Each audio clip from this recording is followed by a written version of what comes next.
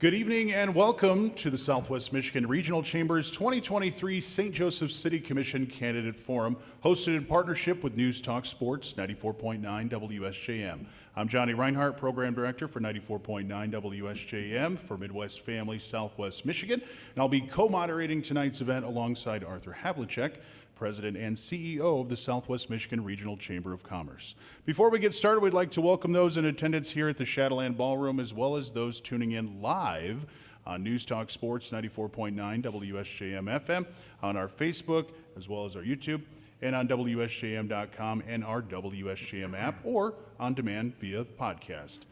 We'd also like to acknowledge the support received from our friends and Chief Engineer Terry Green, who made the technical magic on the back end possible for folks to listen at home. And also shout out to Zach East and Ken Lundberg for running our live stream as well.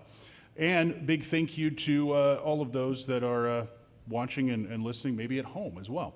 Thank you also to the Shadowland Ballroom for graciously serving as the venue for tonight's event, and to Silver Beach Pizza, who will be providing the appetizers for the networking portion that follows this forum. Arthur, why don't you tell everyone what to expect this evening? Thank you, Johnny, and thank you to WSJM, Shadowland, and all who've partnered with us to make today's public service possible. As the voice for business in the region, the Southwest Michigan Regional Chamber has a responsibility to communicate where those seeking public office stand on matters important to our members and our community. We take this obligation seriously, which is why we're pleased to host yet another candidate forum for the St. Joseph City Commission race. Much like in 2021, this election has 6 candidates, including 1 incumbent, vying for 3 open seats. The top 2 vote getters in November will be elected to 4-year terms, and the candidate with the third most votes will get a 2-year term. This race will change the complexion of the 5-member nonpartisan council, including determining who the mayor will be now that Mayor Laura Goose is no longer seeking re-election. I saw the mayor in the back. Let's take a moment and thank her for her service.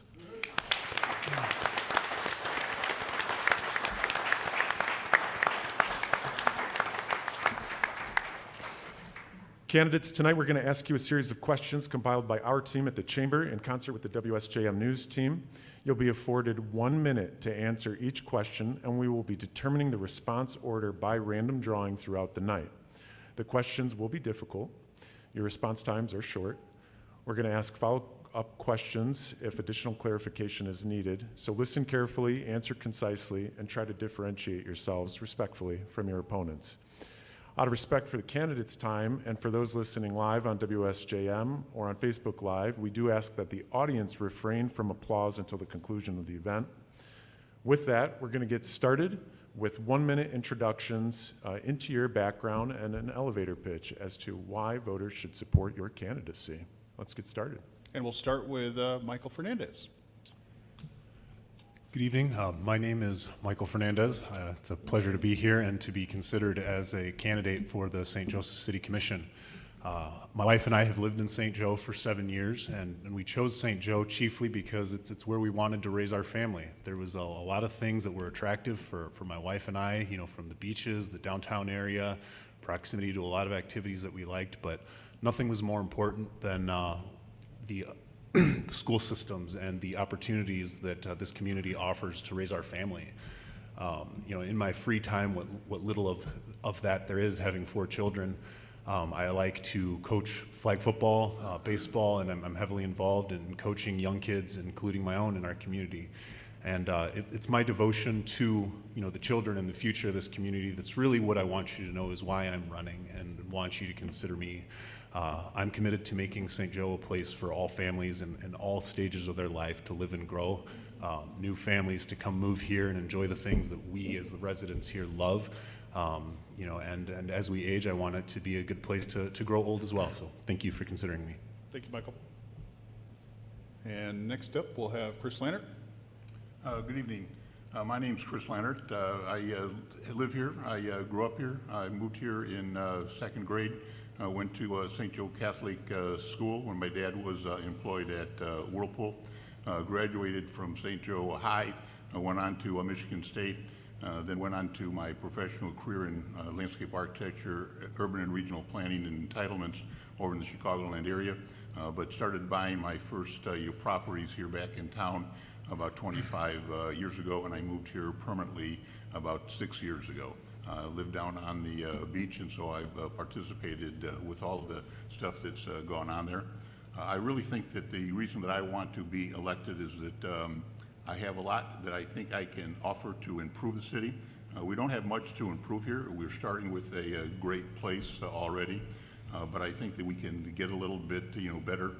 My background and experience allows me to be able to point out some of the low-hanging fruit that we sometimes, walk by, and I'm looking forward to doing that and working with our Mr. Lander. staff. Thank you. And next up, Sean Osborne. Good evening. My name's Sean Osborne. Born and raised here in St. Joe. Grew up in a little subdivision off of Lincoln Avenue. Moved away a couple times, and actually just the beauty of the city and that lake right out there, that puddle, there's something magical about it, and it's brought me back every time.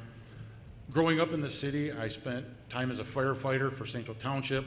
Moving on later, I became a police officer, served for 3 different communities, so I have a call for public service. I just love to serve my community. I spent 18 and a half years with one of the major phone carriers as a network engineer, so I understand technology, staffing, budgets. So I love this city. I just have this desire to serve. So I figure if I can't be a cop anymore, might as well see if I can become a commissioner and help that way. Thank you. Next up, Brooke Thomas. Thank you. My name is Brooke Thomas, and I am one of your current city commissioners. I was elected 2 years ago, and I've loved every minute of it. I've tried to do as much as I could to be involved with any aspect of the city that I can. I've attended numerous conferences, meetings, trainings. I've met with various residents and leaders both in and outside of St. Joe, because I think having those connections in and around your city is very important, just to kind of know what's going on both in your city and around it. I am from the area. I spent most of my adult life in and around St. Joe. I attended Lakeshore High School, and then I obtained both my master's and bachelor's degrees from Grand Valley State University in social work. I currently work at the Children's Advocacy Center of Southwest Michigan, where I forensically interview child victims of sexual and physical abuse. So I work alongside law enforcement, the prosecutor's office, and other agencies in our area to assist in those roles. I think I'd be a great asset to continue on the commission, because I'm hardworking and I'm ready to do what needs to be done to get the job done. Thank you. And Tess Ulrich. Hi, I'm Tess Ulrich. I have lived in St. Joseph since 2016. I was a renting resident in Precinct 1 then, and I'm a current renting resident in Precinct 2 right now. I have 2 daughters right now who are both enrolled in St. Joe Public Schools. I'm a strong supporter of our partnership with the public schools, and one of the reasons that I too chose to live in St. Joseph.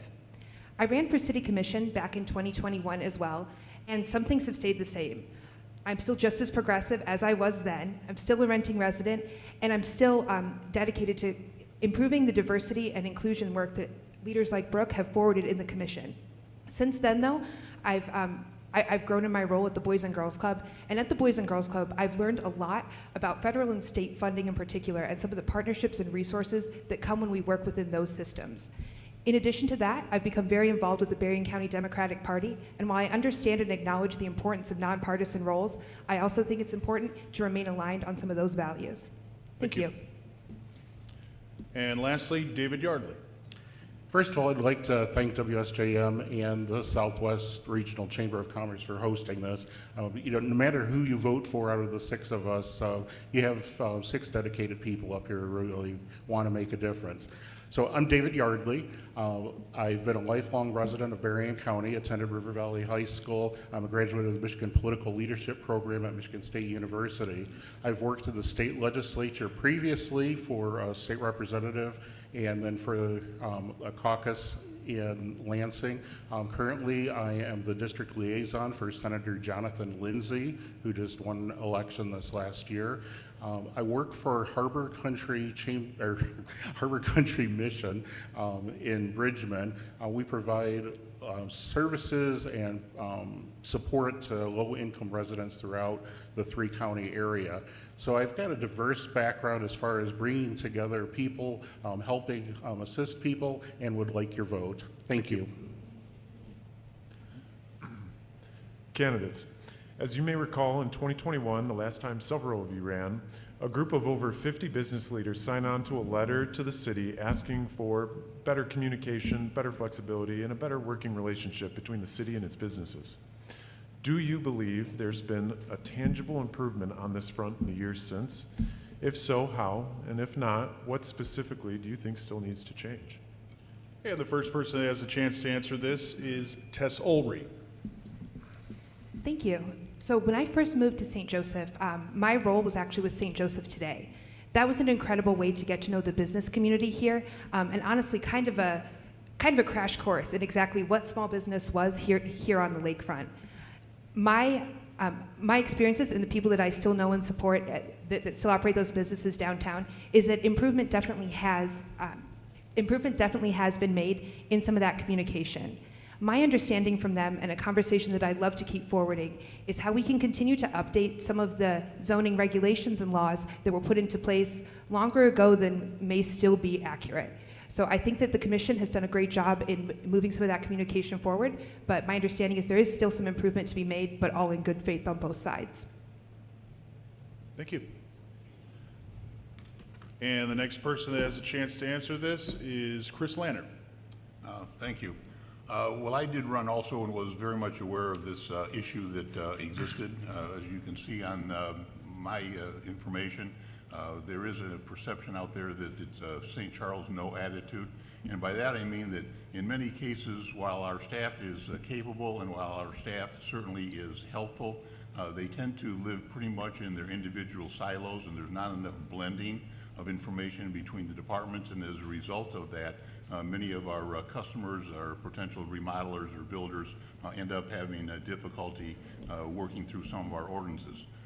In all justification to our staff, the ordinances are somewhat lacking in terms of their clarity, and so we're challenging our employees, our staff, to work with ordinances that don't have the answers that they're looking for. So I think one of the things that we can do is contemporize some of our ordinances by adjusting them and having a little bit more of a can-do attitude. Thank you.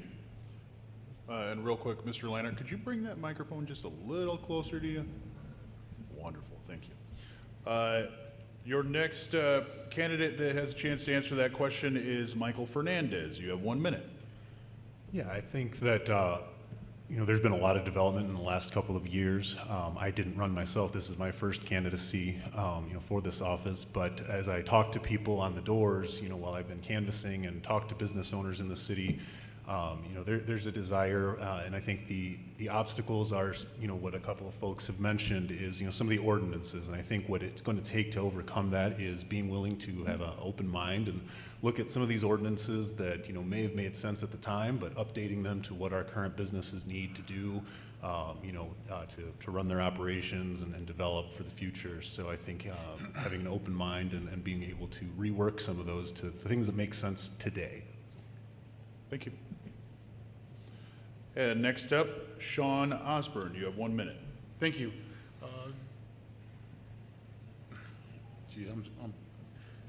So there's always room to improve with anything, and from what I'm gathering from some of the small businesses I've talked to about things, that there's still a lack of communication between the city and the local businesses. Some of them don't feel their voices are being heard. Some of them don't understand the process in dealing with some of these situations. So I feel that we really need to find a way to open up that line of communication between our businesses and the commission along with our staff, and really kind of come together as a community and help each other, because without the business, we're just, we're not the flourishing city that we see. We've lost too many businesses already for different reasons, and we need to really look at this and as a whole and work together. Thank you. And next person to answer the question, Brooke Thomas. Thank you. Before I was elected to the commission, the city was working on ways to improve their relationship with local businesses. They were holding public meetings and trying to listen to the concerns that were in existence. And I went to those meetings and I was listening to what the concerns were, and then after being elected, I did go to as many downtown businesses as I could to just introduce myself, pass out my card and say, we're here to listen, what's working, what's not working. And so from my experience, I feel like the relationship has improved over time. One of the things we did as a commission was we hired an assistant city manager who was able to spend a lot more time improving those relationships with our downtown businesses.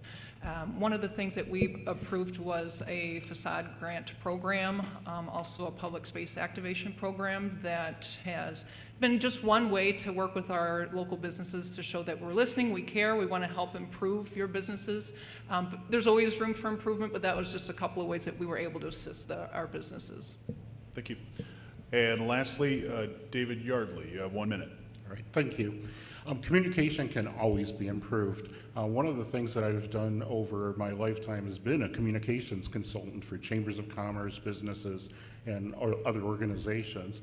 We need to utilize the technology that we have available to continue to upgrade the website. I mean, there's some fantastic examples of websites that exist that are available 24/7 for people who don't work, or aren't available during normal business hours. We have to look for alternative ways of engaging our businesses. They are our main tax base after real estate. So we need to look at that. We need to make sure that the business community is an integral part of what's happening in business and what's happening with the city in regard to that. Zoning and regulations are always going to be an issue, especially when there's, as Mr. Lannert said, they're not clear definitions of what they are. So we need to improve that and educate the business community. Thank you. Next question, Arthur. Keeping with the topic of the city's role as it relates to businesses, there is legislation currently moving through the Michigan State Legislature that would give Michigan's 1,800 plus units of local government permission to enact their own rules and regulations governing private employers' relationships with their employees. This means St. Joseph could set a minimum wage higher than the state's minimum, set paid or unpaid leave time and other fringe benefits, set regulations on work stoppages or strikes, and more. Do you agree things like minimum wage and job benefits should be set by local units of government? If you are in support, what employment policies would you seek to enact locally and oversee as a city commissioner? And the first person that has a chance to answer that question is Michael Fernandez. Michael, you have 1 minute. Yeah, I think the ability to have local control over things such as minimum wage and other, the other things that you mentioned, it allows us the flexibility to, for all of our different communities throughout the state to set those things for things that make sense, wages that make sense for the standard of living in their community. Having one blanket, state minimum wage doesn't make sense everywhere. So I would absolutely support, us having the ability to set that minimum wage to reflect what our, living wages are here in the city. So, thank you. Thank you. Next up, Chris Lannert, you have 1 minute. Well, that's an area that I don't think I'm that well vested in. I guess from a personal standpoint, the communities are really not partners with the businesses, so I don't know how much more the communities are going to bring in terms of legislating for the various businesses, what those particular wages might be. I think a more productive way would be to use the local control to improve the place, the community, make it a desirable community so that people would be attracted to the area for the benefits that the area has, parks, schools, obviously our lake, and then have that be the impetus, for the various businesses to negotiate what those wages might be. But that's not really an area of my expertise. Thank you. And next person to have a chance to answer that is David Yardley. You have 1 minute. Thank you. No, I'm opposed to the local minimum wage regulations. Our federal government bases that on a whole bunch of dynamics across the country. We don't need to have little fiefdoms around the state or around our community that have higher or lower wages. I mean, if Benton Harbor wanted to have a lower wage than what St. Joe was, we would have a loss of employees and revenue. So we need to stick where we're supposed to be, and that's in administering city government. Thank you. Thank you. Next up, Sean Osborne, you have 1 minute. Thank you. I have to agree with Mr. Yardley. This is not something that would be within our lane. As David was saying, that the federal government does oversee a multitude of different aspects to making and creating the minimum wage. It would be so difficult to try to dictate, leaving it to each individual business. It's not my lane. I haven't dealt with minimum wage in a long time, but I believe in a fair wage for an honest day's work. I just don't see how a small community could manage this, no matter what rules you put into place. So I would be against that. Thank you. And next person has a chance to answer the question. Tess Ulrey, you have 1 minute. Yeah, I am strongly in support of the legislation that is currently moving through Michigan, specifically in regards to a prevailing wage. When we look at prevailing wage, I understand that's scary to think about, but it is also our responsibility, especially as a community, to take care of the citizens of our community, and that living wage is a huge part of it. I'm not that far removed from living off minimum wage, and I definitely see the importance of our community in that type of prevailing wage. It's always a conversation, of course, between communities, and something like that doesn't necessarily alienate businesses, but it becomes a partnership, and it's something that's very important, I believe, for us to support as a city commission. Thank you. And lastly, for this question, Brooke Thomas, you have 1 minute. Thank you. One of the things that I like to do as a commissioner is take a look at all sides of any kind of an issue. So I would definitely take a look at this issue and look at the pros and the cons. One thing that I do want to keep in mind is that we want to make sure that the people who are providing our services and our workforce can afford to live in this city. And I know that the prices of our homes and the rental prices are just creeping up and up. I do keep an eye on our housing market, and I see that those prices are going up. So we got to make sure that the people who live here can afford to be here. So if that means taking a look at some of these minimum wage requirements, then that's something that we could do. Thank you. Arthur? Similar to the previous question, there is legislation being considered that would alter the regulation, enforcement, and revenue implications of short-term rentals, or STRs, for local communities. Currently, new STRs are only allowed in the Water Recreation District as a conditional use, and either conditional or special use in R3 multiple family residence districts. Broadly speaking, what is your stance on short-term rentals? Do you agree with the city's regulations as they stand today, or are there specific changes you'd like to see regarding where they're allowed and how permits are approved? All right, the first person who has a chance to answer that is Chris Lannert. Chris, you have 1 minute. Wow, a difficult question. I first started buying properties down by the beach in about 25 years ago. So I understand the short-term rental aspects. I still live in that community presently and have 2 full-time residents in the 3 units that I still own. Obviously, as a planner and entitlement specialist, I think it's absolutely imperative that the local jurisdictions control the short-term rental markets. They can set the places, they can set the terms and conditions where those are appropriate or not. I think our town has done a very good job in terms of designating those areas, obviously grandfathering in those ones that existed prior to that time. I obviously have a little bit of a difference of opinion because I sit on the DDA also, and we're looking right now at short-term rentals in the unoccupied existing units in the downtown, and obviously I would support that from a downtown development authority perspective. Thank you. Next up, Tess Ulrey, you have 1 minute. I understand and acknowledge, and I love living in a lakefront community, and we need some of these short-term rentals here so that those people can come in, spend money in our restaurants, and spend money downtown. The flip side of that is I am a renter myself, and so bringing up the short-term rental conversation, I think is relatively nuanced. I believe that within this conversation, we need to look at how many other rentals are available for families like myself who live here year-round, who have kids in school, and who work in local businesses year-round as well. Right now, I do think that the city has done a good job of managing those short-term rentals. I think there's creative ways to work within short-term rentals as well, whether that's something that you live on the property or there's all these ways to do it.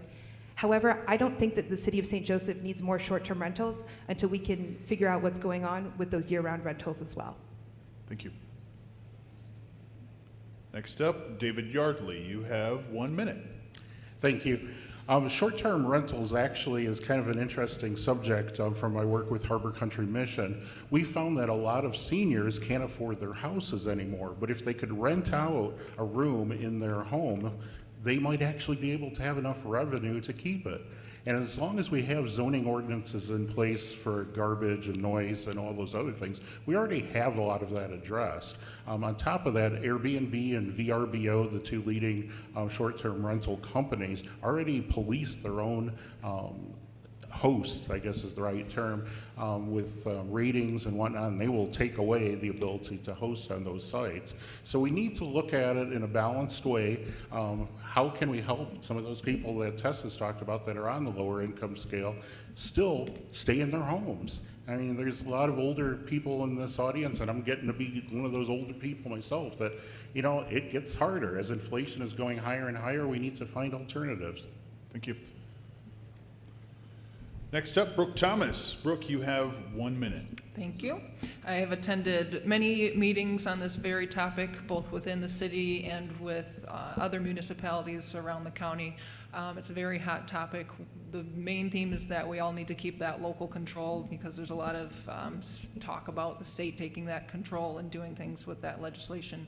On one hand, if you have too many, you lose your residential population. If you restrict it altogether, that's illegal, so you have to find that sweet spot that's right in the middle. One of the things that I like the sound of is putting it in a place, putting short-term rentals in a place that makes sense, such as in your business or commercial areas, just like any other business. It seems to make sense for both the residents and the tourists. So I'm happy to keep looking at the issue and figuring out what makes sense for our city. Thank you. Next up, Michael Fernandez. You have 1 minute. To echo some of the comments made before, I think the key is, local control and all communities having, the ability to set their regulations, and so making sure that that remains at the local level so that St. Joseph can do what makes sense for St. Joseph and other communities can do that. I will always support local control of this issue, and here specifically in St. Joseph, I think we have done a nice job of finding what works and what that balance level is between having some short-term rentals, to allow for that tourism industry, but focusing on keeping those to zones, and I think it's worked very well for us. So, thank you. And lastly, for this question, Sean Osborne, you have 1 minute. Thank you. Like everybody else said, it's an extremely hot topic and with a lot of mixed emotion. I feel that if you invest into a home, you want to use it as a rental. That's your business. You should be able to do with it pretty much whatever you want to within reason. I do also agree that we should have designated areas for these short-term rentals versus long-term rentals, so we don't see that the city becomes overpopulated with short-term rentals versus long-term rentals, or people leaving the area because they can get more for their home, move out of the area, and then it becomes a short-term rental. I believe that should all be dictated within the city. We should be able to have control over that and know who these short-term rentals are, how to contact these people. As long as they take care of their properties, they're well maintained, the visitors obey by the law, I don't have a problem with it. Thank you. Arthur? Adjacent to short-term rentals is the topic of tourism. Despite tourism being a key economic driver for our region, there are some residents who believe St. Joseph already sees too many visitors as it is. As a commissioner, what would your response to these residents be? Would you like to see St. Joseph capture more of the growing tourism market, or do you also believe we're already at capacity? Yeah, the first person who has a chance to answer that question is Michael Fernandez. Michael, you have 1 minute. I think we have a beautiful community, and personally, I want to see us show it off. I welcome, tourism. They bring a lot to our area, and I think we need to just keep an eye and make sure that we're balancing and taking care of the needs of those of us that live here full time. But by no means are the two exclusive. I think the two work together by welcoming in the tourists and finding ways to integrate them seamlessly, especially during the seasonal times that they are visiting. We can really enhance our community and make it better year round. So the two go together. It's not one or the other. Thank you. Next up, Brooke Thomas, you have 1 minute. Thank you. We do have a lot of tourism in the summer months. What I would like to see is a lot more tourism in those off seasons. So I know that St. Joe Today puts on a lot of events throughout the year. One of the things that I really like seeing is the ice festival that we have.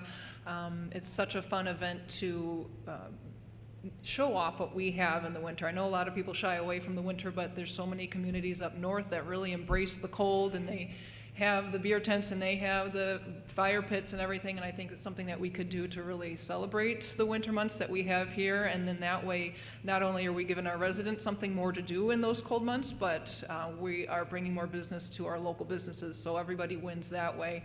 And then the issue of parking and everything like that isn't as bad because you're bringing in that tourism in the off season when there's plenty of parking wherever you go in the city. Thank you. Next up for this question, David Yardley. David, you have 1 minute. Thank you. Tourism, as with any brick and mortar type normal business that's here year round, it's a balance. I mean, we shouldn't be trying to pick winners and losers within the business community, within the free market. But we do need to look at ways to develop more year-round businesses. I mean, we've got some great organizations that are doing that in the area with the Chamber specifically, Connexus, the Lake Michigan College programs, and various other things. So we need to find ways that we could take what we have here to make it a year-round business as well. The tourism is always going to be here. I mean, that lake is beautiful. People want to come see it. They come and want to be on the beach and handle that. But on the flip side, we have, as again with Harbor Country Mission, we see a lot of the homeless population, the request for food and clothing and blankets. It's dramatically increasing. It's already increasing as we've had this little cold spell just in the last few days. So we do need to manage all of our activities. Thank you. And next up, Chris Lannert. Chris, you have 1 minute. Thank you. Well, this is one of those questions that's not either or, it's both. We really have to find a blending so that we can satisfy both sides of the pendulum or the equation. You can't forget that we have a lake out here which is a premier destination. We're always going to attract people who are going to want to enjoy it much as we do on a daily basis.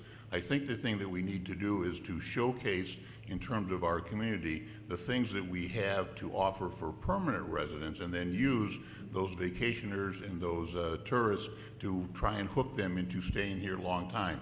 Certainly the remote commuting has helped us, but I think that if we could encourage tourism because we need it for our businesses, but yet try and snare some of those very tourists to live here full time and enjoy our schools, enjoy our park, enjoy the community that we all enjoy. We need to grow the pie in this community. We don't need to exclude people from the feast. Thank you. Next up, Sean Osborne. Sean, you have 1 minute. Thank you. We do live in one of the most beautiful cities in the state of Michigan. I've traveled all over the state and quite a few places within our own country, and this is just an amazing, amazing city. Being that I was born and raised here and got to grow up here, I've seen tourism exponentially increase, which you want to see. I'm getting mixed emotions from the residents of the city that say they can't get downtown during the summer because the overabundance of visitors. But like we've talked, like has been mentioned, I'm sorry, it needs to be a blending. We've got to be able to attract people, keep people coming, but yet then research and look at ways that we can bring them in throughout the entire season instead of just the summer season. There's many things that we can do, but we got to look at it as a whole, and yeah, I'll just leave it there. Okay, thank you. And lastly for this question, Tess Ulrey, you have 1 minute. Thank you. I came to St. Joseph as a tourist and as a visitor. My parents actually bought their retirement home here, and then that's why we're here, because it is that beautiful, and we loved visiting it in the summertime. So tourism definitely, I think, is something that we need to keep. When I hear that type of feedback, and especially as a commissioner, what I would be interested in hearing is a little bit more of the why, and why that is frustrating people. Is it parking? Is it that they can't access some of the resources they need? Is it too hard to park at City Hall and pay a parking ticket? I'd be interested to dive more into the conversation of exactly what it is about that excessive tourism. Like a lot of the other candidates have said, I'd also love to continue supporting all of those awesome off-season activities that St. Joseph Today does, as well as other community organizations. I think there's also ways for us to look at the people who live year-round, downtown and here below the bluff, hear their concerns, and find ways to make sure that they are celebrated as year-round residents and make it more accessible for them. Thank you. This is News Talk Sports, 94.9 WSJM, and we are hosting the 2023 St. Joseph City Commission Candidate Forum, if you're just joining us, along with the Southwest Michigan Regional Chamber here at the Shadowland Ballroom. Arthur, what's our next question?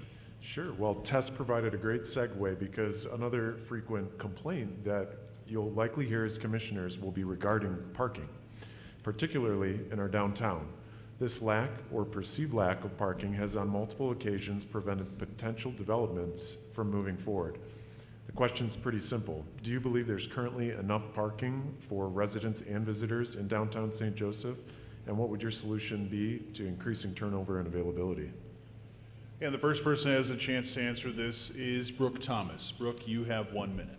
Thank you. This is a great question because I am on our parking committee for the city. It's one thing that keeps coming up again and again is that there's not enough parking. What I've learned over time is that maybe it's not that there's not enough parking, it's where are people parking? What is the hot spots? So we are working with a company who's helping us find the answers to that.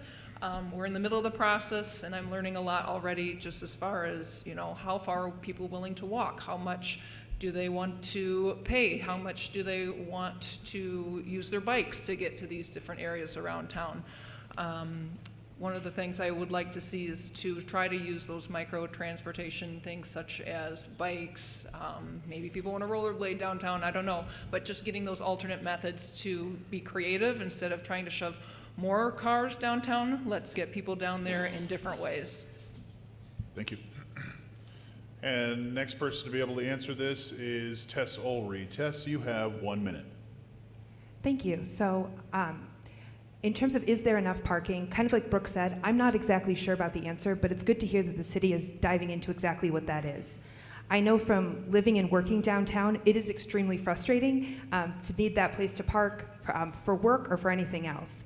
I think there's ways for us to think creatively to make sure that residents of St. Joseph have definitive parking, maybe that's a permit system, maybe it's special lots. I'm not exactly sure, but I do want to acknowledge that the residents need some access to that. I think there's also ways for us to encourage more of that biking, more of that walking, and I'll use myself as an example. I actually walked down here from my house today too. So I think that the more we make that kind of thing accessible, the better it'll help alleviate some of the parking issues. Thank you. And next up, Michael Fernandez. Michael, you have 1 minute. Yeah, I think it's a good problem that so many people want to park here, but we only have so much space. So I think as a commissioner, I would have to have an open ear, as we hear proposals and things come up and chances to develop the real estate that we have, to build smarter parking solutions is one part of it, but also, as Brooke and Tess mentioned, looking into alternatives, can we do more in the bikes? I think there's a great opportunity to look into, even with neighboring communities to see about shuttle services and things like that. So I think all of that has to work together so that we can be smart with the space that we do have and find other ways to get people down here. And Thank you. Next up is David Yardley. David, you have 1 minute. Thank you. Parking is always going to be an issue in the summer when we have so many tourists coming here, but we need to look at is there a parking problem in the winter? Not as much. But when we do have the increased tourism and whatnot, we do need to look at alternatives. Tess outlined some, Brooks outlined some.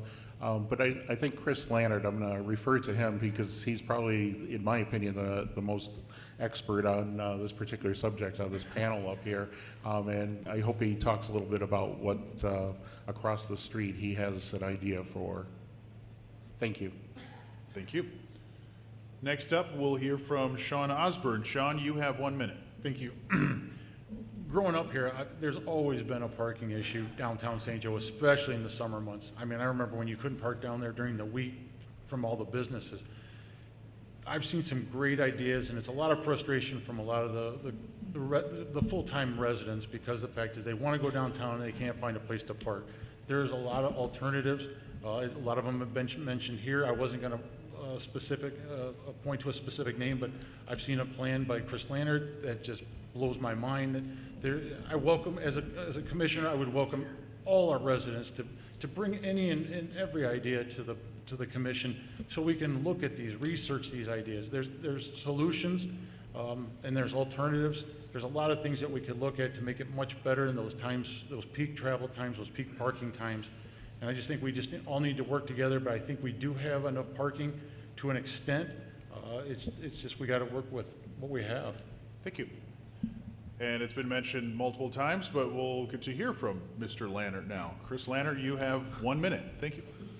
Well, this will certainly take more than 1 minute.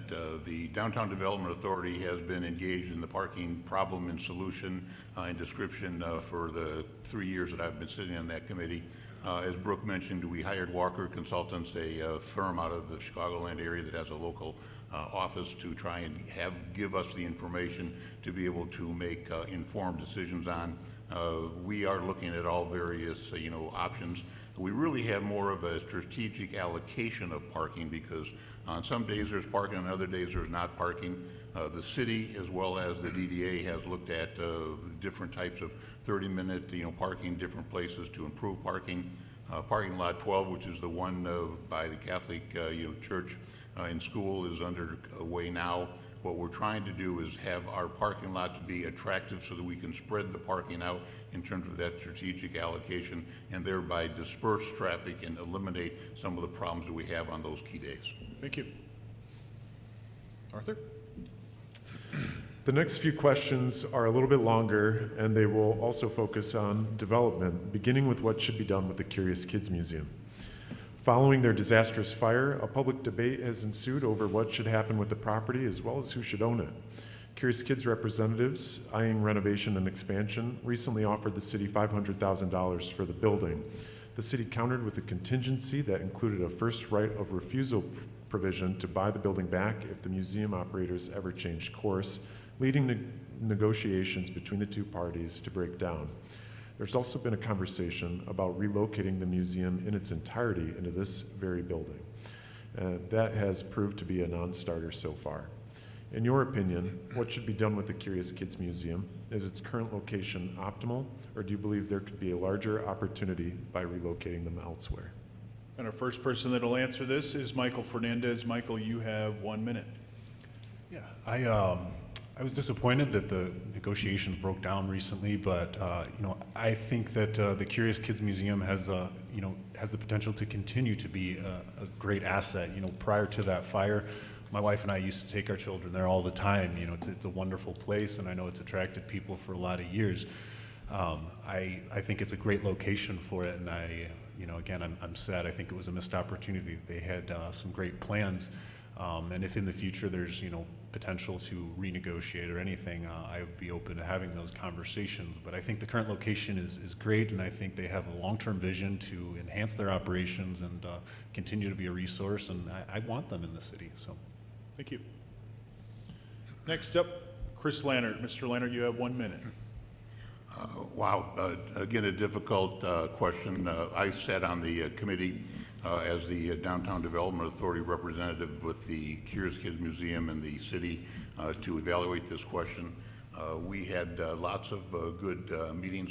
I think the bottom line, particularly from the DDA's position, is that the location is really, really valuable to us in terms of the downtown. We want to try and turn that into a tax base as opposed to a non-taxable entity. We had a number of good conversations, and the Downtown Development Authority did agree with the city to sell the building for $500,000 if in fact there were some contingencies for the protection of both parties. Ultimately, the Curious Kids decided not to do that. I think that they will continue to operate it properly, but I don't think that the final song has been written on that yet. Thank you. Next up is Tess Ulrey. Tess, you have 1 minute. Thank you. I followed this pretty closely when it was coming back and forth to City Commission. Obviously, as a parent in St. Joe, the Curious Kids Museum is kind of an integral part of that. It was disappointing to hear that those communications broke down. I especially understand why the city would want first right of refusal in bringing that, in buying it back and having the ability to turn that into a different space. Right now, I'm not sure if I have a specific answer on this. I'd love to hear more about it. I like the idea of relocating it, especially as parking is a challenge, and that's a prime spot that we can talk about. But I think that there's more to be discussed there. Thank you. And next up is Sean Osborne. Sean, you have 1 minute. Thank you. I too, again, was very disappointed that the negotiations broke down. It's a great attraction to the downtown area, especially for our kids. My oldest worked there in high school, which was always really neat, and it was disappointing. You know, it was upsetting to hear about the fire. That was just heartbreaking. I haven't really followed this real close here lately. I'm starting to kind of get up to speed with it. Besides the fact that the negotiations broke down, I'd like to know more. I'd like to research more, hear more, and I'd like to open that line of communication back up with curious kids to find out what exactly they would like to do down here by moving it down the hill. That could even help with some of our parking issues, bringing that attraction down here. I just need to know more before I could really give you a comprehensive answer to that question. Thank you. Next up, David Yardley, you have 1 minute. Thank you. I do think what the city came up with, at least for the purchase price, was reasonable. Obviously, Curious Kids is a valuable asset to our community and what they've done.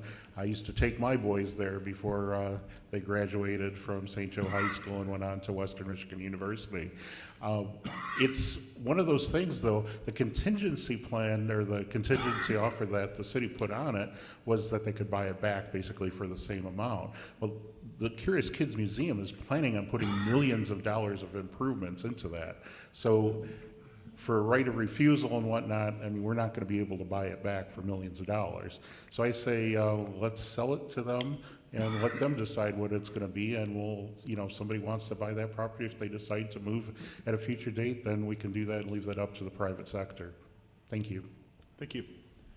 And lastly, for this question, Brooke Thomas. Brooke, you have 1 minute. Thank you. I was also on this committee, so over the past year or so, I've been following this issue very closely. From my point of view, I don't think that negotiations broke down. I think we followed a process that we needed to follow. The building was never for sale, and we had to have a conversation about what made sense for both sides. And I think we did a very good job of exhausting all avenues. Does this make sense for the city? Does it make sense for the Curious Kids Museum? And at this point in time, we discovered it wasn't making sense, so the only thing that happened was that we put that on hold for the time being, and I know that the city would be happy to relook at the issue if it ever needed to come up again. But again, I think that the process worked. We did what we needed to do to see if it made sense for both sides, and we had a lot of productive conversations on both sides of the aisle. Thank you. Arthur? A similar debate has played out regarding the future of Tiscornia Park. Aside from its current parking area and picnic pavilion, the park has largely remained unchanged from its natural form, making it a quieter option for beachgoers, bird watchers, and the like. An initial proposal from the city's Parks Advisory Board recommended a larger parking lot, a new higher capacity gathering pavilion, a maintenance shed, a paved nature path, and an area for food trucks. Dozens of citizens testified in opposition to these upgrades, saying it would change the character of the park, which led to a revised master plan recommendation adopted just last night, as I understand it, that only included ADA parking spaces, an ADA mat to the beach, restroom improvements, and a new picnic area. Do you agree with the pared down approach? And in your opinion, what upgrades, if any, should occur at Tiscornia Park? The first person who has a chance to answer this is Sean Osborne. Sean, you have 1 minute. Thank you. I was fortunate enough to be at the commission meeting last night when this was a very hot topic for a lot of the residents that live down there. I have to wholeheartedly agree with them that I grew up going to that beach. My stepdad took us there growing up. It's a beautiful beach. It's very natural, and some of the proposed items on the master plan, I think, were a little too far. I believe that as commissioners, we need to listen to the citizens, especially the people that live near the beach. I would use the resources as it comes up to maintain, repair and maintain, become ADA compliant, and repair as needed. And then maybe if there's something down the road, we can readdress it at that point.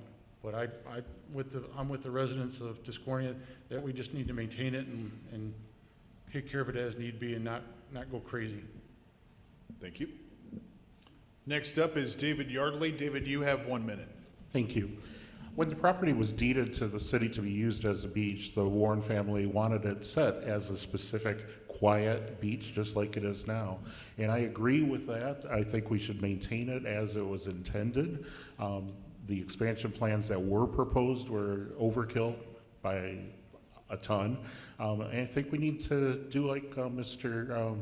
Osborne said, is, we need to work with the residents there. We need to preserve a certain history to this city for the residents. I mean, the Silver Beach is a county-run, park. That could be the tourist destination, and we keep more of Tiscornia as for our residents, our community beach, if you will. Thank you. Thank you. Next up is Tess Ulrey. Tess, you have 1 minute. Thank you. I love Tiscornia Beach for exactly those reasons as well. And so personally, I'm glad that the improvements that were made, or I apologize, the plan that was approved was minimal. I think it's great that we put that we're going to be having that mat that comes in, as well as some of that, as well as some of that ADA parking. I think that we have to acknowledge and kind of celebrate our commissioners for really listening to the residents. Those big master plans are exciting, but I think the commissioners really honored the people of St. Joe when they made that decision and approved the pared down one. The only other recommendation that I think I would really ever want to consider is if there's any additional safety measures that can be made, any life-saving equipment. We all know how dangerous the end of the pier can get, but I think that's a separate conversation. Thank you. Next up is Michael Fernandez. Michael, you have 1 minute. Yeah, having been present at that meeting last night, I was really satisfied with how I saw that process playing out last night. The plans were presented, and as mentioned, there was a lot of feedback. And at the conclusion of that meeting, the plans changed. The feedback was taken from the public, and the plans were modified in a way that was less, obtrusive. There was less done at the end of the night, versus what was proposed at the beginning. And I think that's consistent with what we want. We want a very natural, beach at that location. So I'm very happy with where we ended up. I think it's important to note, some of the changes that are being proposed, do have to do with, the maintenance, and some of the equipment that park staff wants to have there in order to keep the beach clean and beautiful. But very minimal touching of the natural beauty, and I'm very happy with how last night went. Thank you. Next up is Brooke Thomas. Brooke, you have 1 minute. Thank you. I also was at the meeting as well, as commissioner, obviously. And I do think that the process worked. We have a Parks Board, and we have resident input, and we all came together, and though it was emotional, it was an opportunity for everybody to voice their point of view. So I appreciated watching that process work out. As far as the improvements, obviously I want all of our parks to be accessible to all people, so those ADA adjustments are a must. They need to be there, as well as safety issues and those kinds of concerns. Another thing that's really important is looking to our future. The things that we have in place, they're going to deteriorate over time. They're going to fall apart. So we just need to have that plan in place to make sure that once those things happen, we have those plans approved so that we can put these new, fresh amenities in to make sure that our parks stay nice for centuries to come. Thank you. And lastly, Chris Lannert, you have 1 minute. It probably won't take a whole minute. I agree with exactly what Brooke said. Many people didn't realize that this was a master plan for Tiscornia Park. It was not a redevelopment plan for Tiscornia Park. The Parks Department, the Park Board, as well as the city staff and the committee last night did a yeoman's job of satisfying all of the players. This is a process that has worked. I think it worked well for the city. The most important thing is that there are elements within the master plan which will allow us to apply for grants in the future, and when and if those grants are obtained, then the final discussion of what will happen and what the character will be discussed. And again, a great example of how this community does work, protecting our parks and listening to our citizens, and the volunteer efforts we have by many volunteers that spend endless time on these ideas. Thank you.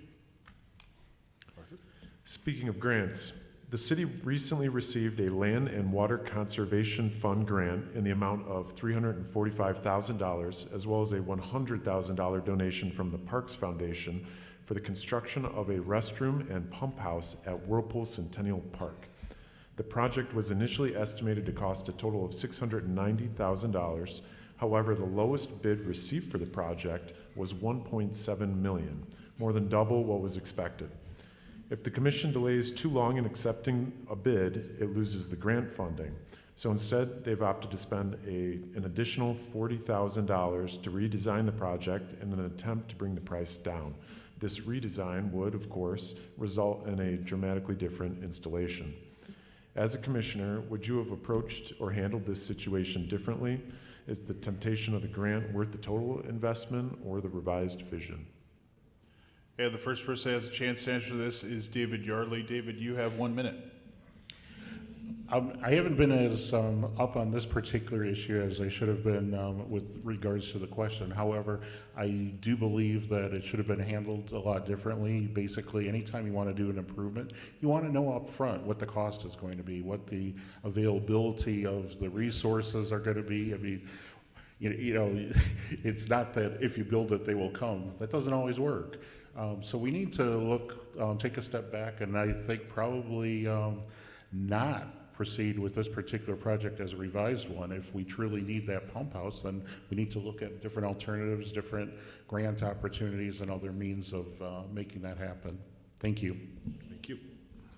Next up is Sean Osborne. You have 1 minute. Thank you.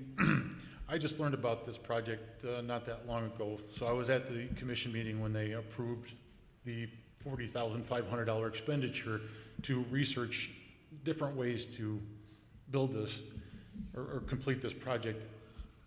I understand that when the original bidding process went out, you know, that was pre-pandemic. We had the pandemic costs, it just skyrocketed through the roof, as we all know. We need to take a step back. I agree with Mr. Yardley. We need to take a step back. If we happen to lose that grant, could we reapply for that grant? These are questions I don't have an answer to. I had to process the whole thing that night, so I really didn't get a chance to get up and ask. But I would like to research, if we lose a grant, could we go back and reapply for the grant at a later time? Can the city afford that additional expenditure after what we've received? Thank you. Next up, Michael Fernandez. You have 1 minute. Yeah, I think this is where it it gets difficult. There's things that you will want to do and things that you just simply can't afford to do. And so I think this is an example of we have great plans, but can we do it? That was a large number to be surprised for that to be quoted so high, and that to come up. So we won't always be able to do all the projects that we intend. I think it's a reasonable step to try to reevaluate and see, is there any way that we can potentially make some of this work still? I think that's a reasonable step to take, but ultimately, we work with the information that's available to us and the resources that we have. And so, Thank you. Next up, Brooke Thomas. Brooke, you have 1 minute. Thank you. One of the themes that I've noticed over my past 2 years on this commission is that everything costs more than you thought it was when you started the project, which has been quite frustrating for the staff and for the commission to have to make these very difficult decisions, especially when a grant comes into play. I think that this rethinking of things is really important for us to do. We had a plan in place that had all the fancy stuff. Doing this expenditure of $40,000 to rethink it and maybe cut off some of these bells and whistles is really important, because in the long run we are going to save the city a lot of money by doing that. But maybe we can still make those improvements and still get either under the budget or close to the budget, somewhere in that ballpark, so that we can still have nice amenities here that we have in our master plan and have planned to do. Thank you. Next up is Chris Lannert. You have 1 minute. Well, another hot button of mine, this whole thing is silly. I mean, can you imagine spending $1.7 million on a 20 by 40 structure just across the field over here? I mean, there's nothing wrong with the philosophy. There's nothing wrong with trying to figure out a better way to maintain the pumps. There's a whole bunch of things, but we're chasing a horse we're not going to catch. And to spend another $40,000 with the same program to try and come in with a building that we can build for $600,000 or $700,000 with a $300,000 grant, and then we only have to spend $300,000 of our money on an 800 square foot building, we're chasing the wrong project. So I think it should be rethought from the beginning and look at what the program that we're trying to attain and the purposes for why we started it a number of years ago. So I'm sorry about that, but I think it's a silly approach. Thank you.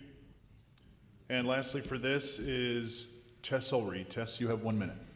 Thank you. I spend a lot of time in the grant space in my role at the Boys and Girls Club, and so I understand how some of these things have far more nuance than are presented right up front. I do believe the city made a good choice in saying that they would spend that $40,000 to revisit it, and I think they absolutely made the right choice in not committing to that $1.7 million right off the bat. I see the value that that'll bring, and I think $40,000 is worth it to revisit it, but I'm looking forward to the conversations after that money is spent to see how we can get up to that grant funding. Thank you. This is News Talk Sports, 94.9 WSJM, Benton Harbor, St. Joseph. And we are here in St. Joseph for the 2023 St. Joseph City Commission Candidate Forum, hosted in partnership with the Southwest Michigan Regional Chamber. We've covered quite a lot, so if you're just joining us, you can always check out the podcast at WSJM.com and the video later on as well. Arthur, what's the next question? Okay, candidates, if you thought the last three were controversial topics, this might be the most controversial of the bunch. The future of the county courthouse and jail has also proven to be just that, controversial. Both are in need of dire upgrades, and estimates have indicated that it might be more cost-effective and potentially safer to relocate both to Benton Township. While this would open up a historic redevelopment opportunity on prime riverfront property for the city of St. Joe, it would also mean changing the county seat and potentially altering the current ecosystem of attorneys and court employees who work and eat downtown every day. While these are ultimately county properties, should the city take the position that the courthouse and jail should remain where they are, or do you believe there is a greater economic opportunity for the city if it were to redevelop these properties and spur growth on the east side of Maine? And the first person that has a chance to answer this is Chris Lannert. Mr. Lannert, you have 1 minute. Gee, this is, oh boy, what a great question that is.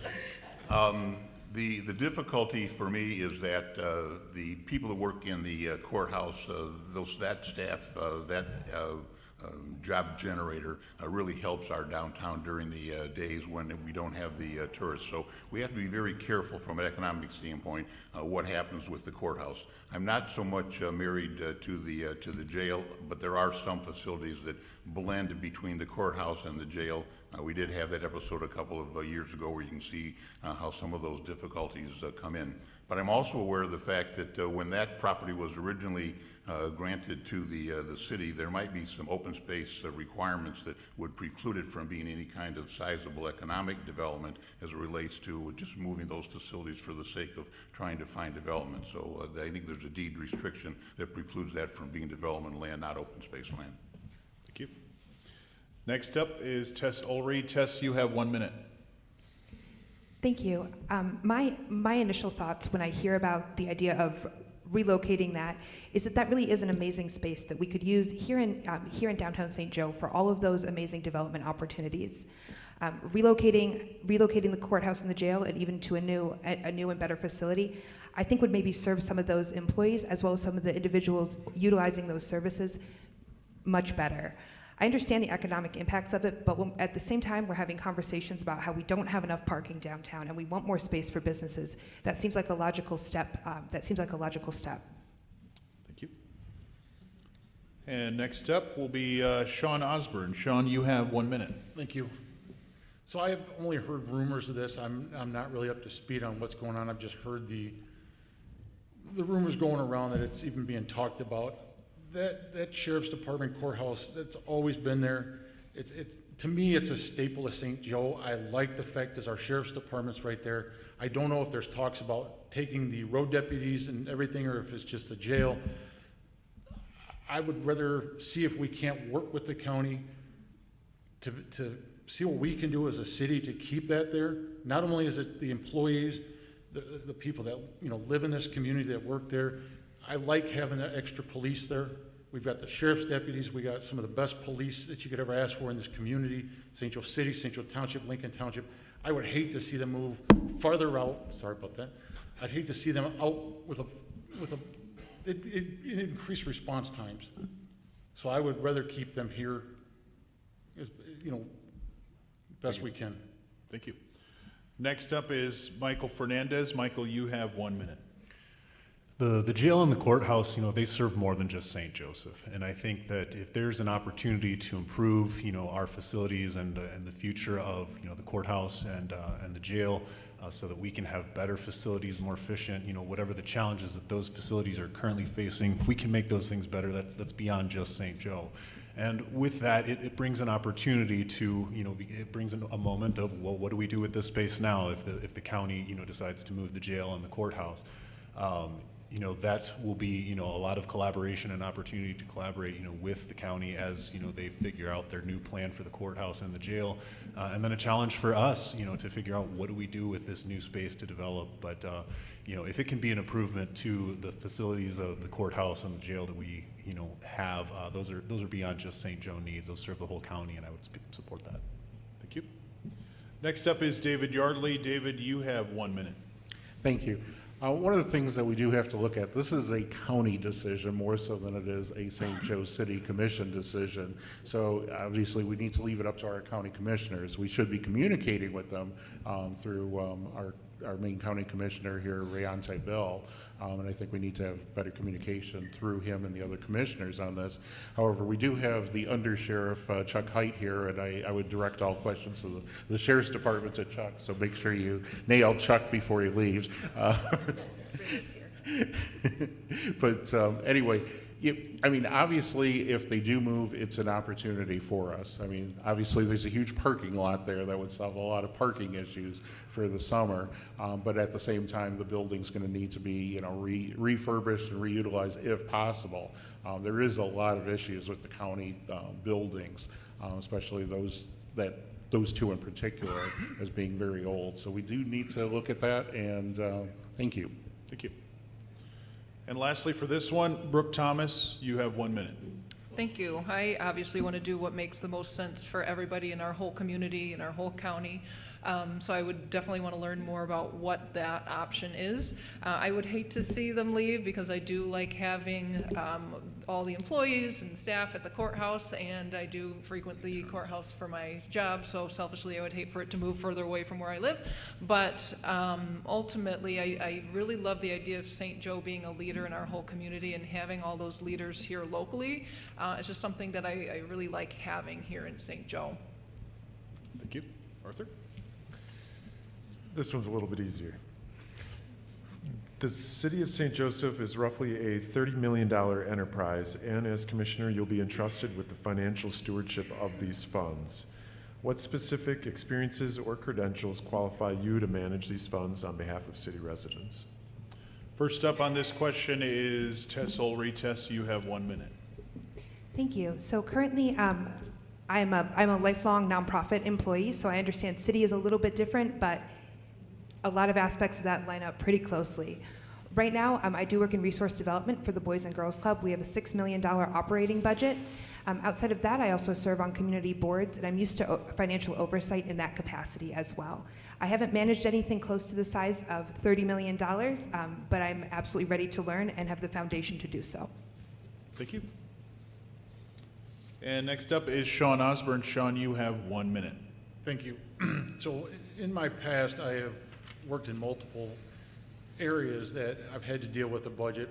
The largest being that with the wireless carrier that I worked for, I had more than a $30 million a year budget that we had very strict guidelines to go by. Now, anybody that knows me knows I love to spend money. I like to spend my money. I am very fiscally conservative when it comes to spending other people's money, especially taxpayers' money. I want to know that every dime is put to good use and for the betterment of our residents.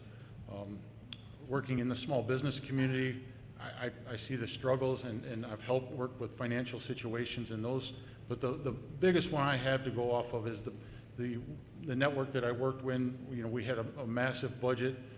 People don't understand what it cost to build that stuff, but we had very stringent, tight guidelines, and we had to meet our expectations, or we didn't get the money.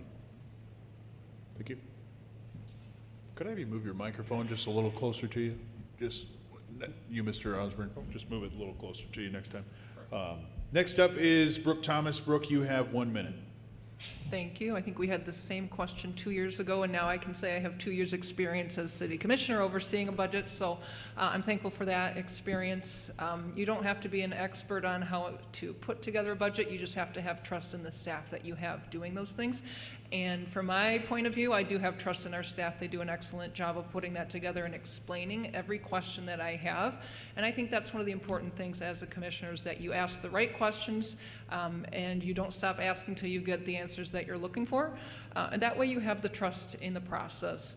Outside of being commissioner, I've also served on various nonprofit boards as well, so that kind of gives me a different perspective of something outside of city government to kind of compare and contrast those two experiences.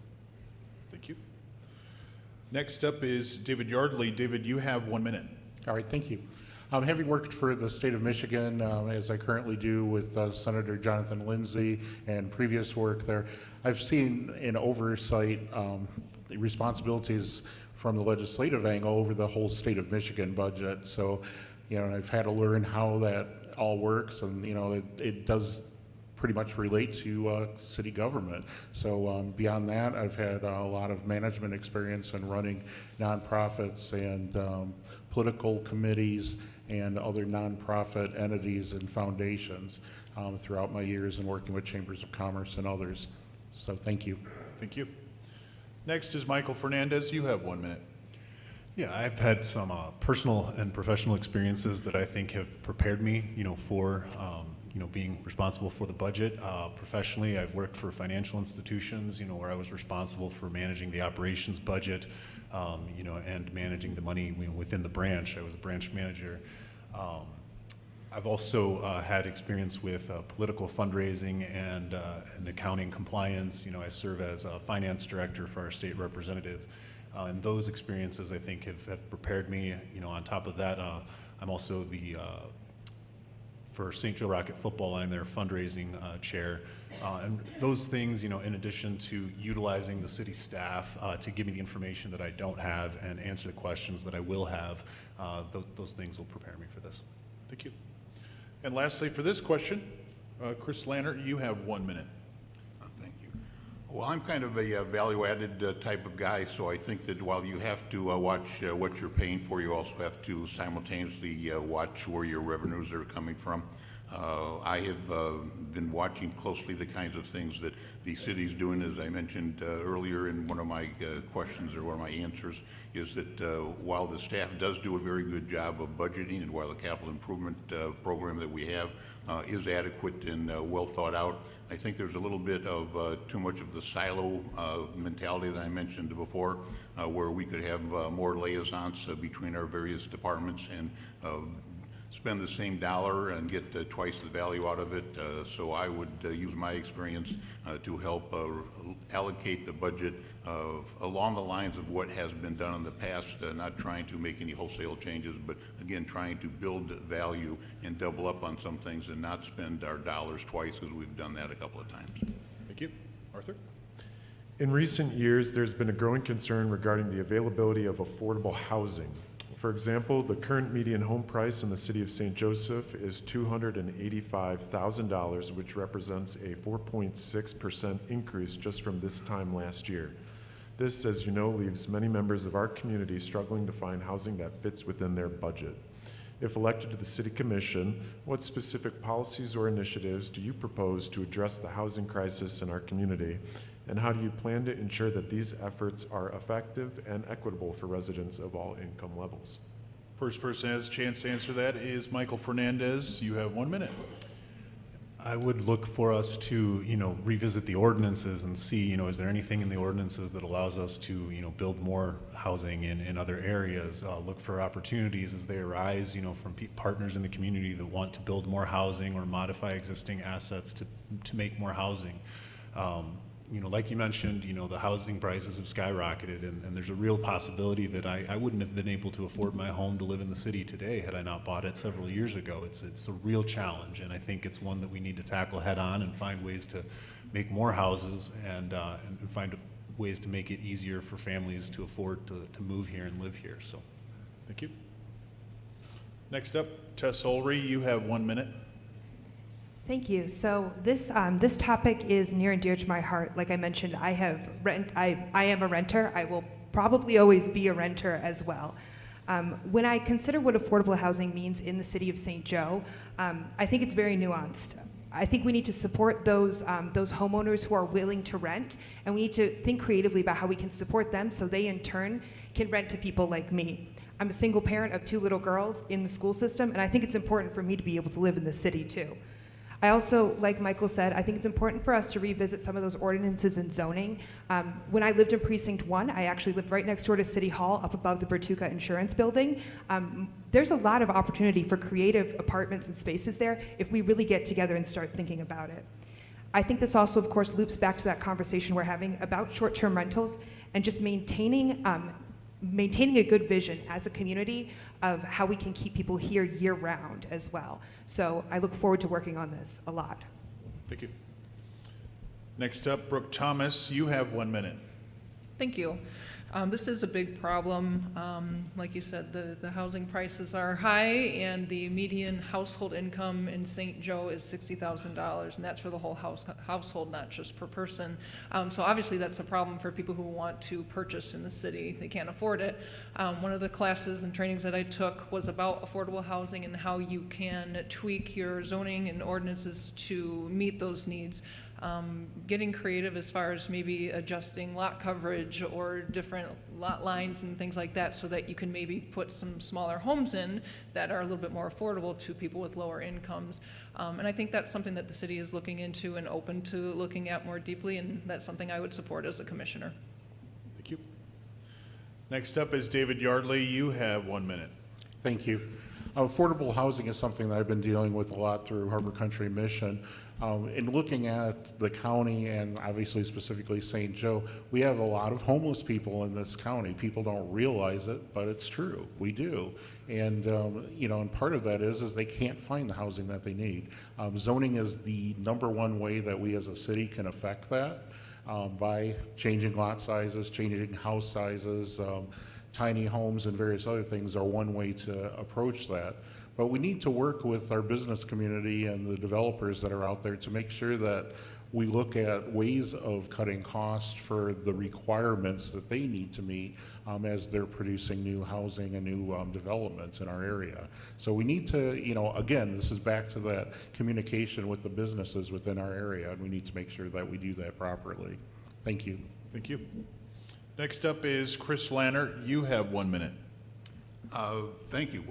This is near and dear to my heart. I've probably developed thousands and thousands of acres and thousands of units throughout the Midwest and the country.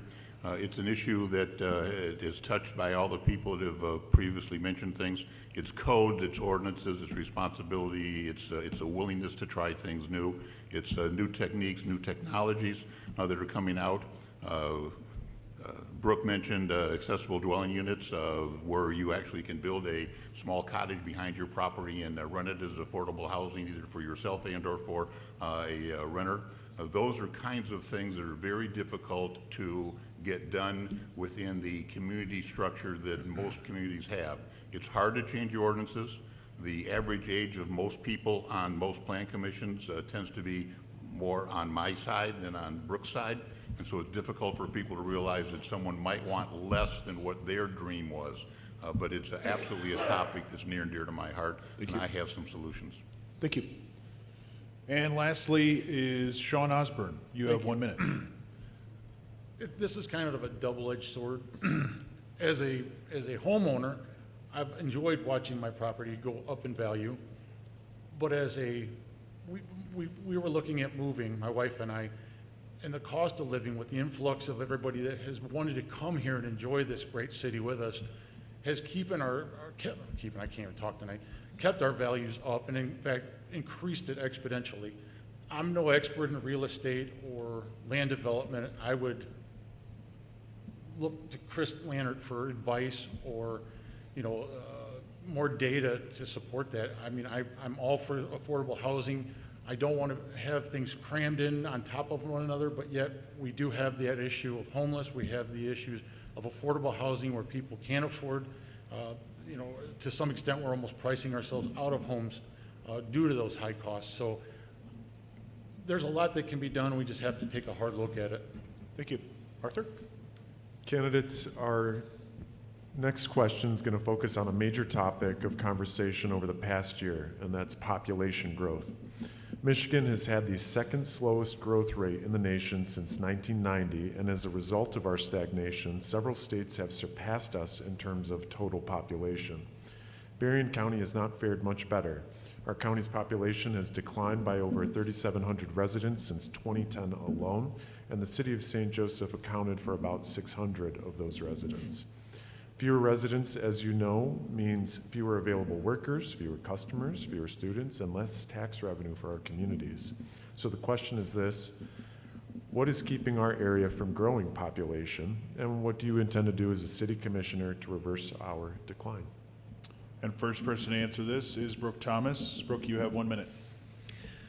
One thing that I think the city is starting to do, and I want to promote more of this, is making our area more attractive to multiple different backgrounds of people, whether it's different age groups, different genders, different socioeconomic status. So let's do things in our city that's going to appeal to all people. We need to get things like the public space activation going, that we're going to attract younger people so that they can grow their families here and they want to come back here because it's a place that people want to come back home to. I hear a lot of my friends moving away from here because there's not enough to do or there's not enough people to meet. So if we can make this attractive to our younger populations where they want to come home, I think that would be one solution. And I would be open to looking at working with other businesses to make more of those public activation spaces and things that are attractive to those younger populations. Thank you. And next up is Sean Osborne. You have 1 minute. Thank you. Can you repeat the question, please? I've got so many things running through my head at the moment. Yeah, in short, what is keeping our area from growing population, and what do you intend to do as a city commissioner to reverse the decline? So there's so much of this, I think, that goes to a state level, not necessarily a city or even a county level. I've had quite a few friends that have left. The job market has moved them out of this area. Relatives have moved out of the area due to jobs or taxes. This is a really tough question that I don't necessarily have an answer to at the moment. I need to think about that. I know we need to attract younger people that want to, raise their families here, like some of us have been able to. But getting the cost down, the property values are up. It's a tough situation. It's a tough call. I don't really have a real good answer at this moment. Thank you. Next is David Yardley. You have 1 minute. Thank you. Well, first we need to look to the leadership of Arthur Havlicek in the chamber and other entities throughout our county and throughout our area, Lake Michigan College and the other entities that we have like Connexus to help find jobs for people and make sure that we have an ability to absorb these individuals that we want to move to our community. I mean, it is a statewide problem. It's a nationwide problem in a lot of areas. We have auto workers striking, and that's affecting a lot of the feeder markets or the smaller manufacturers that supply them, which is going to affect us here in a big way if this all continues.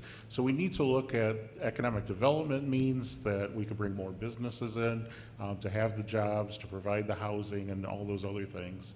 And Arthur, we look to you for leadership. Thank you. Thank you. Next up is Chris Lannert. You have 1 minute. Thank you. Well, you can't fight demographics. The whole country's looking at losing population. In a couple places, it's shifting back and forth. I think that what we have to do here is continue to attract people to come to this area because of the natural amenities that we have, because of the great school district that we have, because all the other amenities that are incorporated into what we call home. Try and get those people to come here and then stay here. And then as we address that particular aspect, then we have to get back into the affordable housing question that just came back up. But we have to grow a bigger pie in order to get a better tax base, in order to increase the population and thereby pay more of our bills efficiently. Thank you. Next is Tess Ulrey. You have 1 minute. Thank you. I think that, like a lot of the other candidates have mentioned, this is a larger issue than just in St. Joe. But in some ways, that's a positive thing. Michigan keeps being ranked as one of the states that will be least affected by climate change, so we can look at that as a positive part about Michigan growth. And also, frankly, with the Michigan legislature flipping blue, that's going to make Michigan a more attractive place for us to be as well. Here locally in St. Joe, we have some things that I know that we can celebrate. I think that our school board here, especially as we look at what's happened with neighboring school districts, has done an amazing job of keeping our district really forefront in the state. Like other people have mentioned too, of course this loops back to a conversation about affordable housing and keeping those events and other opportunities open for all. I think too, in St. Joseph, the more we do surrounding some of these diversity and inclusion work that the City Commission has worked so hard on, that will continue to make St. Joseph in particular an attractive place for more and more people to move to. Thank you. And lastly for this question, Michael Fernandez, you have 1 minute. Yeah, I think a specific area of focus for me would be, how can we attract young families to live here? When I think about my family, I'm raising them here, and my hope is that my children will grow here and maybe choose to live here too, or move away, have their own adventures. But attracting families that have the potential to raise their children here. So how do we get those families here? We've talked about a couple of the things that we need to do. We need to find places for them to live. That's one thing that we need to do to get them here. And then give them things to do. We have great schools, that can support their children's growth. We have, opportunities to, build new things that'll enable families to live, full, rich lifestyles. Giving people something to do once they're here, and looking at our regulations. Are our ordinances and everything, do they allow our citizens to live their fullest lives so that we make sure that we're an attractive place? I don't like hearing of people not wanting to move someplace that's too restricted, et cetera. So making sure that we're open to families. Thank you. Arthur? Well, that concludes the question portion for tonight's forum, but each candidate will have 1 minute to conclude with a closing statement, and please try to include a factor that you believe sets you apart from your opponents. Well, down the line from the other end of the table, David Yardley, you got 1 minute. All right, thank you. First of all, I'd also want to thank everyone for coming out this evening. It's wonderful to see so many people that's interested in the future of our city, so thank you. I think I've talked a lot about Harbor Country Mission and working for the state government. So I have a lot of experience, a lot of knowledge regarding opportunities that have existed all over the state. I've visited so many cities and townships and villages throughout this state that I've seen a lot of things that we could apply here in utilizing my knowledge from my nonprofit background, as also the political and my business background working with chambers of commerce. Actually, once upon a time I worked for the predecessor to the Southwest Michigan Chamber of Commerce as the Twin Cities Chamber. So I think that I bring a lot of experience and knowledge from a statewide perspective that would make a difference here and keep your taxes low and have more opportunities and more freedom to do with what you want with your property. Thank you. Thank you. Tess Ulrey? Thank you. Echoing Mr. Yardley, thank you all for being here and for being invested in this process. Local government isn't always exciting to everybody, but I think it's really amazing to see the turnout in a place like this. Reflecting on myself as a candidate, I think the strongest thing I can bring to City Commission is that I am here in St. Joe for the long haul. I mentioned my 2 girls that are here. I'm committed to living here and in this community and making decisions that don't just benefit the next 5 years or the next 10 years, but realistically what this community can look like for them as they grow and hopefully stay in St. Joe as well. So I think that for me, that focus on maintaining a relevant community for years to come will be a great one. Thank you. Thank you. Brooke Thomas? Thank you. I think I've made it clear that I've been on the commission for 2 years now, and with this new election coming up, we are losing 2 people with a lot of experience on the commission, so that means we're only going to have 3 people with experience on the commission. So I think having even just 2 years of that experience makes me valuable. I've put in a lot of time and hours into attending various trainings, making connections with people both in and outside of our city. And I've learned so much over the past 2 years, and I have enjoyed every minute of it, and I want to continue doing this work. I love serving our city in this capacity, and I think that being hardworking, open-minded, and eager to learn makes me an excellent candidate to continue in this position. Thank you. Sean Osborne? Well, I'd like to start off by thanking our hosts, and I'd like to thank everybody that's here. I see a lot of familiar faces and a lot of people I look forward to getting to know. As you can probably tell, I'm not a politician. I jumped into this at the last minute, so I'm stumbling around a little bit. I have a lot to learn. I've worn a lot of hats in my life, everywhere, you know, anything you could think of. So I like data, I like facts, and I like to make smart decisions, informed decisions. So with my entire background, I just think that, and my desire to serve, I would like to be one of your city commissioners so I can do what's best for the city for now and long term. I was born and raised here, raised 2 beautiful girls here, married my high school sweetheart. I've moved away, I've come back, and it's just this city has brought me back. And so it's an honor to be here, and I just want to thank everybody. Thank you. Chris Lanner? Thank you. I want to echo what everyone else has said. Thank you for all being here. A big part of my thought process in terms of wanting to serve is to not only serve for you, but serve with you. It's really nice to have this many people in the audience. The meeting last night was attended by lots of people. Local government works best when people participate. We need to have a forum whereby those people can participate. My whole professional career has been in planning and zoning and writing ordinances and comprehensive plans, building developments, making special places and things like that. When I graduated from St. Charles High School in '66, I didn't want to move away and never come back like many of my classmates. I always wanted to come back. I first moved here, and as I mentioned earlier, I started buying properties down on Lions Park Drive 25 years ago. Now I'm here.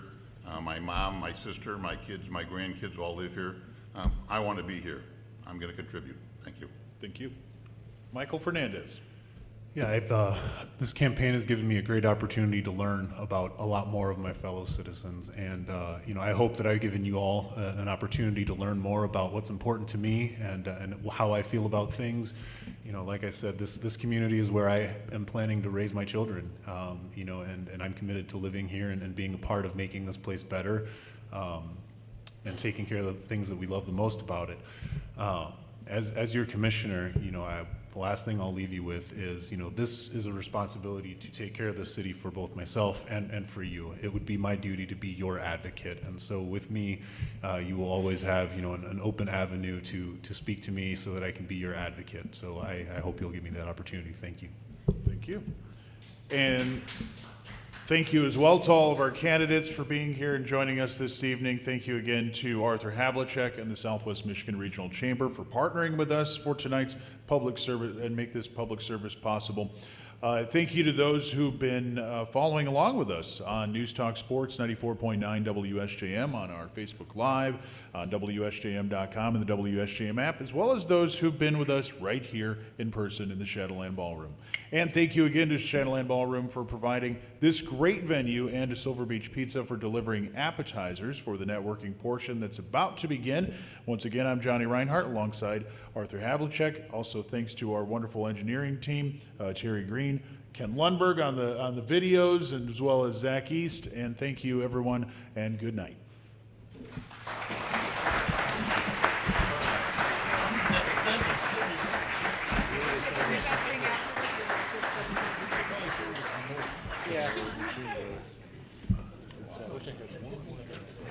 Well, 3 minutes off. It's fine.